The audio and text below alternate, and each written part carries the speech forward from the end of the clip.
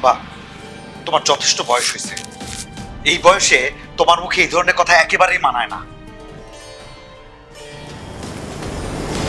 আমি বোকার মতো কি করলাম? মানে কিসের কথা বলছো তুমি? ওই মেয়েটাকে মেয়ে কার কথা বলো? ও আচ্ছা, তুমি মিনতির কথা বলতেছো। ও মেয়েটা এতিম, ওর এই পৃথিবীতে কেউ নাই। এক জায়গায় কাজ করতো, সম্পর্কে মামা মামি, তারা তার সঙ্গে খুবই ব্যবহার করছে। তো করিমের এক ধরনের আত্মীয় হয়। তো সে আমাকে অনুরোধ করাতে আমি তারে এই বাড়িতে কাজ করার সুযোগ দিছি। আব্বা, তোর কাজের লোক লাগবে, হেল্পিং হ্যান্ড লাগবে, তুমি আমারে বলতা। আমি একটা কাজের ছেলে জোগাড় করে দিতে পারতাম তোমাকে।